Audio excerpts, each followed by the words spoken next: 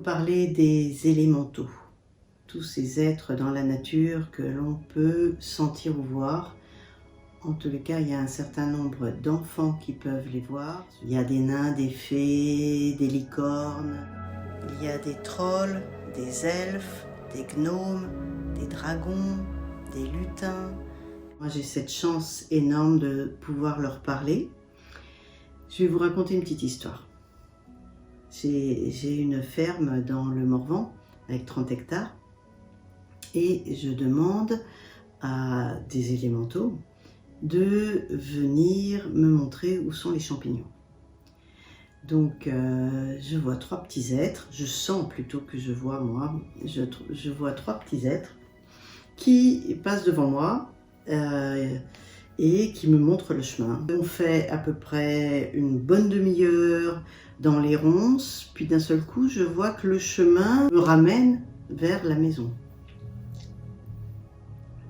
Et là, je leur dis, mais attendez, comment vous appelez? Ils me disent, nous sommes des farfadets. Et ils m'ont fait une farce. Parce que juste derrière la maison, pas très loin, il y avait pas beaucoup de champignons, mais il y avait toute la nature qui était faite pour me faire plein de champignons.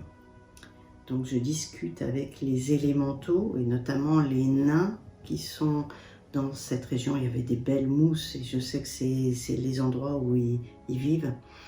Et je leur demande s'ils peuvent faire plus de champignons pour moi dans ces prochains jours.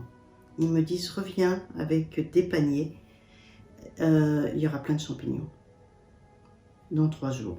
3 jours après, je viens avec des gamins, avec des paniers, et il y en avait partout, des tout petits. Et on a pris, c'était des petits bolets, et qui ont été délicieux. Voilà pour la petite histoire avec mes farfadets. Donc on peut se faire avoir avec des farfadets. Ils peuvent se moquer un petit peu de nous. Je voudrais revenir sur quelque chose d'important. Nous avons aussi des élémentaux dans nos maisons. Alors vous allez me dire, ouais, il y a des maisons hantées. Effectivement, il y a des maisons, je dirais pas hantées, peut-être un peu, mais qui sont habitées. Qui sont habitées par des sortes, je vais dire, entités, qui sont plus ou moins bonnes pour la maison. Il y a des endroits où vous arrivez, la maison elle est lourde, pesante. Les entités, ça peut être des humains qui sont restés dans les lieux, qui sont morts dans les lieux ou qui sont morts de mort violente et qui sont dans le lieu et qui n'ont aucune notion du temps qui passe. Ils ont l'impression que ils vivent leur vie, sauf qu'ils créent une tension lourde de chagrin, de colère, de haine qui plombe l'atmosphère. Donc je leur demande de partir une fois que j'ai compris d'où vient leur problème. Et donc je leur propose quelque chose, d'aller voir leurs défunts, et je leur demande de venir sur ma main. Et ma main est comme un ascenseur, je les fais monter. Et je leur dis que cet ascenseur peut redescendre. Et donc s'ils veulent, ils me demandent et je les redescends. J'ai jamais eu personne qui a voulu redescendre. Donc quand je fais ça, donc je demande à ce que toutes les entités de la maison qui veulent venir voir leurs défunts, leurs animaux préférés qui sont morts, voilà, j'arrive à ce que des fois la main soit archi pleine et je les fais monter comme ça. Et là, j'entends des merci, c'est joyeux.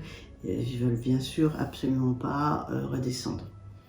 Donc je fais ça et je pense que vous pouvez peut-être vous exercer à le faire. Moi, ça m'a été donné en pleine nuit où on m'a dit de faire ça pour les faire passer dans une autre dimension. Je ne sais pas exactement de quelle dimension on parle. Les entités font partie de notre vie, même si on ne les voit pas. Par contre, les enfants les voient. Les enfants, quand on leur demande comment ils dorment, est-ce que tu dors bien? Oui, oui, je dors bien. Est-ce que tu es réveillé la nuit? Ah non, pas du tout. Est-ce que tu as du mal à t'endormir? Ah oui, oui, oui. Est-ce que tu vois des monstres? Ah oui, oui, oui, oui, oui. Il y en a plein dans ma chambre. Et j'ai très peur. C'est ça qui m'empêche de m'endormir. Des fois, il y en a tellement, tellement que je peux pas. Je dors sous la couette et j'ai très chaud, mais j'arrive à m'endormir quand même, mais c'est difficile. J'ai eu un petit patient qui était autiste et qui avait, je crois, une dizaine d'années, 10-12 ans, qui dormait dans le salon parce qu'il y avait trop de monde dans sa chambre. Comme j'habitais pas très loin, je suis allée le voir et effectivement, dans la chambre, c'était bourré de monde. Donc j'ai réussi à demander à tout le monde de sortir et de laisser cet enfant tranquille. Et le soir même, il était dans sa chambre et il n'a plus bougé de sa chambre depuis. Voilà, donc on peut faire quelque chose.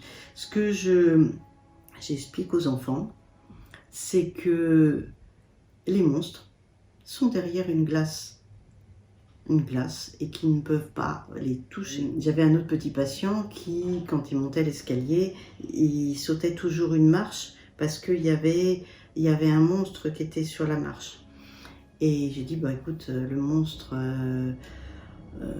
tu peux marcher dessus, il est dans une autre dimension. Donc toi, tu le vois, mais lui, il est derrière une glace. Il te voit, toi tu le vois.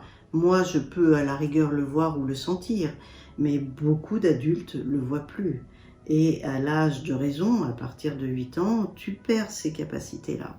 Et ce n'est pas dans l'imaginaire de l'enfant. Il y a vraiment plein d'entités dans leur chambre qui leur font peur. Et il faut simplement leur dire qu'ils ne peuvent pas nous toucher. Et ça, c'est important. Comme ça, ils ont moins peur. Voilà, c'est ce que j'avais envie de vous dire. À bientôt.